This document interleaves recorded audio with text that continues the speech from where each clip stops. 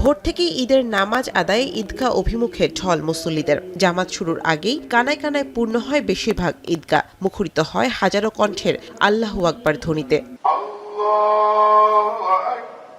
চট্টগ্রামে ঈদের প্রথম জামাত অনুষ্ঠিত হয় জামিয়াতুল ফালা মসজিদ প্রাঙ্গণে, যেখানে অংশ নেন রাজনীতিবিদ, ব্যবসায়ী নেতাসহ সব শ্রেণীর মানুষ।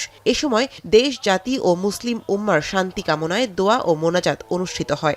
মুসলিম জাতি অনেকভাবেই নির্যাতিত হচ্ছে, সবাইকে যেন আল্লাহ মুক্তি দেন। ঈদের মাধ্যমে সবাই সম্মিলিতভাবে একসাথে কাজ করবে, দলমত নির্বিশেষে সবাই একসাথে থাকবে, একসাথে কাজ করবে দেশের জন্য, এই প্রত্যাশা আমরা রাখি। মহান আল্লাহ পাক রব্বুল আলামিন আজকে আমাদের কুরবানি কবুল করুন।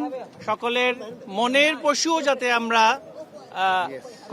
কোরবানি দিতে পারি। বৃষ্টির বৈরিতাকে সঙ্গী করে রংপুরেও অনুষ্ঠিত হয় ঈদ জামাত। আকাশ গোমট, তাই শামিয়ানার নিচে সবুজ ঘাসে সেজদাবনত হওয়া হয়নি মুসল্লিদের। ইট পাথর আর কংক্রিটের মসজিদে তাই ত্যাগের ঈদে হাজারো মুসল্লির সমাগম। ওয়েদারের কারণে আমরা জাতীয় ঈদগাহ মাঠে, আমাদের যে রংপুরের কেন্দ্রীয় ঈদগাহ মাঠ, সেখানে নামাজ আমরা পড়তে পারলাম না, এর জন্য দুঃখ প্রকাশ করতেছি। আমাদের সব প্রস্তুতি সম্পন্ন ছিল। আমাদের যারা সচ্ছল মনে করি, যাদের সামর্থ্য আছে, তারা তাদের পাশে দাঁড়াবেন। দেশের মানুষকে সবাইকে নিয়েই আনন্দ উৎসব করলে সেটাই হলো প্রকৃত উৎসব। স্বাস্থ্য এবং স্বাদের মধ্যে চমৎকার একটা ব্যালেন্স করে পীর প্রিমিয়াম আয়োডাইজড লবণ।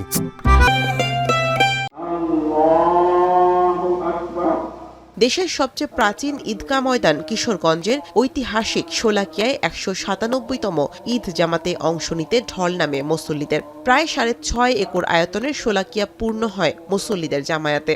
এছাড়া দিনাজপুরের গোড়ে শহীদ ময়দানে নামাজ আদায় করেন প্রায় ৩ লাখ মুসল্লি। ঈদের ত্যাগের যে মহিমা, এই ঈদুল আজহা যে আত্মত্যাগ, এটা যেন আমরা বুকে ধারণ করি।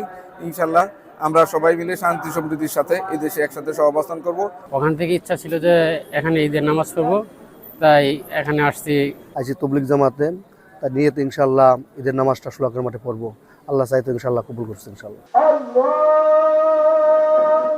বরিশালে ১৩২টি ঈদগাহ সহ ৫৩৫টি মসজিদে অনুষ্ঠিত হয় ঈদের জামাত। কঠোর নিরাপত্তা ব্যবস্থার মধ্যে দিয়ে শিশু কিশোর, যুবক, বৃদ্ধের আল্লাহু আকবার ধ্বনিতে মুখর মসজিদ প্রাঙ্গণ। নামাজ শেষে একে অপরের সঙ্গে শুভেচ্ছা বিনিময় করেন। সাধারণ মানুষ স্বতঃস্ফূর্তভাবে সবাই ইনশাল্লাহ সুন্দরভাবে ঈদের জামাত আদায় করছি, খুব ভালো লাগছে। আমরা সকলে একত্রিত হয়ে আমরা কাজ করব এবং দেশকে সেই লক্ষ্যে পৌঁছাবো, এটাই হোক আজকে ঈদুল আজহার দিনে আমাদের প্রতিজ্ঞা। ময়মনসিংহে ২৪৫০টি ঈদগাহ মাঠ ও মসজিদে ঢল নামে মুসল্লিদের। নামাজ শেষে পশু কোরবানিতে অংশ নেন তারা। গরিব ধনী সকল হিংসা বিদ্বেষ ভুলে যে একত্রিত হয়ে নামাজ আদায় করলাম, এটা মহান আল্লাহ তাআলার কাছে আমরা শুকরিয়া আদায় করছি। পশুত্বের বিসর্জন দিয়ে আমরা এই ঈদের উদযাপন সকলে মিলে উদযাপন করবো, এই প্রত্যাশা ব্যক্ত করছি। এদিকে ভারী বৃষ্টিতে ফিকে হয়েছে সিলেটের ঈদের আমেজ। প্রতিবছর ঐতিহাসিক শাহী ঈদগাহ ময়দানে লাখো মুসল্লি নামাজ আদায় করলেও এবারে নামাজ পড়েছেন মাত্র ৫০০ জনেরও কম। এরপর ভোগান্তিতে পড়তে হয় পশু কোরবানি নিয়েও। তবে সকাল থেকে আকাশ মেঘাচ্ছন্ন থাকলেও কানায় কানায় পরিপূর্ণ হয় কুমিল্লার কেন্দ্রীয় ঈদগাহ। সবার কাছে দোয়া চাই যে আল্লাহ যাতে আমাদেরকে বন্যা, বৃষ্টি, খরা, দুর্যোগ থেকে আপনারা বাঁচিয়ে রাখেন। এছাড়া বগুড়া, খুলনা, রাজশাহী সহ দেশের বিভিন্ন জেলায় ঈদের নামাজ অনুষ্ঠিত হয়েছে। এ সময় ধনী গরিব ভেদাভেদ ভুলে সবাই এক কাতারে দাঁড়িয়ে নামাজ আদায় করেন।